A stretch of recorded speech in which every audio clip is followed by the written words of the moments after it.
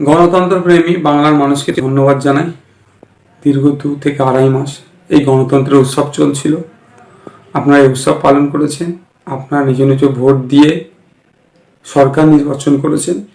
ধন্যবাদ জানাই ও অভিনন্দন জানাই জনগণকে এবং রাজ্যের যিনি তৃতীয়বারের জন্য মুখ্যমন্ত্রী হয়েছেন মাননীয়া মমতা বন্দ্যোপাধ্যায় ও তার দলকে।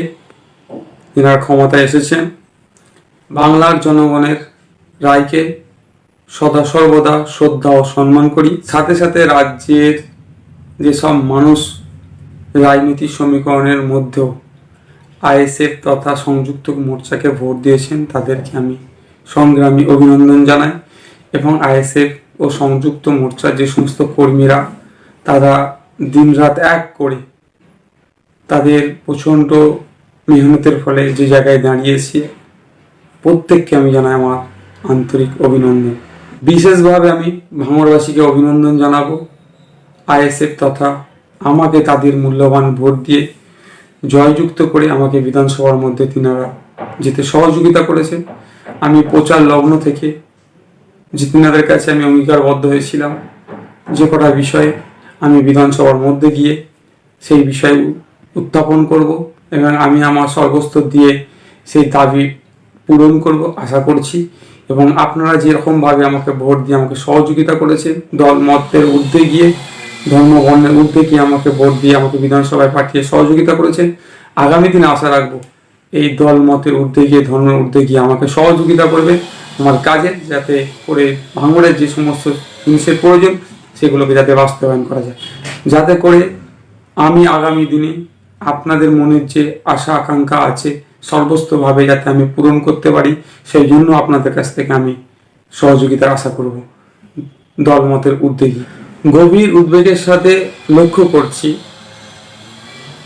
নির্বাচনের ফলাফলের পর থেকে ব্যাপকভাবে রাজ্যের বিভিন্ন জায়গায় যে অত্যাচার নেমে আসছে সাধারণ মানুষের ওপরে, কোনো ক্ষেত্রে বিরোধী দলের উপরে, আমার প্রচণ্ড ব্যথিত, দুঃখিত এবং আতঙ্কিত। এই অত্যাচার না কোনো ধর্মীয় দিকে না মোড় নাই বা কোনো দাঙ্গার পরিবেশ না হয়, সেই জন্য প্রত্যেক নাগরিককে বলবো আপনারা সতর্ক থাকবেন, এই সমস্ত যারা অপকর্ম করছে তাদের থেকে দূরে থাকবে এবং সজাগ থাকবে, এটা যাতে না কোনো দাঙ্গার পরিবেশ না তৈরি করে ফেলে। কারণ একটা শ্রেণী আছে অসৎ চরিত্রের মানুষ, এটা সুযোগ নেই শান্তির বাংলাকে অশান্তির দিকে ঠেলে নিয়ে যাবে। তাই প্রত্যেককে বলবো যারা বিরোধী দলে আছেন এবং যারা জয়ী আছেন প্রত্যেক দলের নেতাকর্মীদেরকে বলবো আপনারা সংযত হন এবং আপনারা সজাগ থাকবেন। আপনাদের মধ্যে হয়তো এমন কোনো লোক ঢুকে যাবে যে শান্তির বাংলাকে অশান্তিতে পরিণত করার চেষ্টা করবে, তাই সজাগ থাকবেন। আপনি আপনার গণতান্ত্রিক পদ্ধতিতে জয়লাভ করেছেন, আপনারা উদযাপন করুন, কিন্তু অপর ব্যক্তির অপর কোনো মানুষের যাতে না অসুবিধা হয় সেই দিকেও আপনারা লক্ষ্য রাখবেন। যাভাবে হিংসাত্মক ঘটনা চলছে, একাধিক দিকে ভাঙচুর মারপিট থেকে শুরু করে বাড়িঘরদের ভেঙে দেওয়া থেকে শুরু করে মহিলারাও বাদ যাচ্ছে না এই নির্যাতনের শিকারের হাত থেকে। আপনারা নিশ্চয় অবগত আছেন যে আইএসএফ এর কর্মী দেগঙ্গা বিধানসভার মধ্যে হাসানুজ্জামান নামে একজনকে দুষ্কৃতীরা যারা পিটিয়ে মেরে দিয়েছে এবং প্রথম রাত্রে পিটিয়েছে, তারপরে তাকে তাড়া করে করে তারপর দিন সকালে তাকে বোম দিয়ে মাঠের মধ্যে মারছে, অর্থাৎ খুন হতে হয়েছে। তাই শুধু দেগঙ্গা বলে নয়, রাজ্যের বিভিন্ন জায়গাতে এরকম অশান্তির পরিবেশ তৈরি হচ্ছে।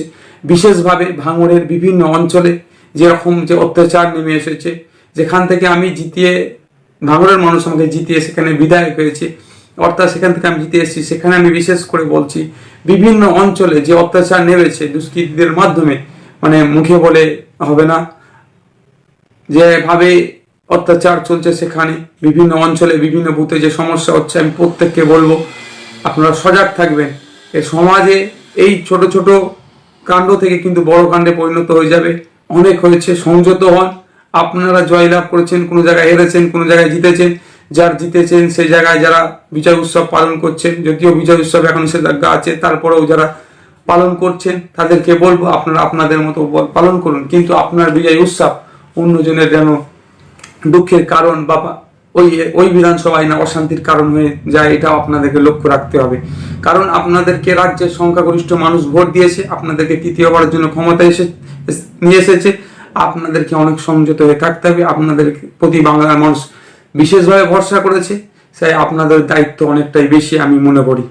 বিশেষ করে আমি বলবো ক্যানিং পূর্ব বিধানসভা ও ভাঙড় বিধানসভার মানুষদের প্রতি, সাধারণ ভোটারদের প্রতি যা অত্যাচার চলছে, বাড়িঘর ভাঙচুর থেকে শুরু করে, তাদের ফসল লুট করে দেওয়া থেকে শুরু করে, তার ফিশারির মাছ লুট করে দেওয়া থেকে শুরু করে, আপনার গাড়ি ভাঙচুর থেকে শুরু করে, মহিলারাও সেখান থেকে রেহাই পাচ্ছে না। এইদিকে যা হচ্ছে আমি খুব চিন্তিত, ব্যথিত এবং আতঙ্কিত। আগামী দিনে যদি এরকম চলে এটা কোথায় যে পৌঁছাবে। তাই প্রত্যেককে বলবো, সুবুদ্ধি সম্পূর্ণ মানুষকে বলবো, এই যারা এই কাণ্ড ঘটাচ্ছেন তাদেরকেও বলছি আপনারা এই সমস্ত কাজ থেকে অব্যাহতি নিন। কারণ এইটা আস্তে আস্তে কিন্তু একটা ভয়ানক রূপ হয়তো আকার ধারণ করতে পারে।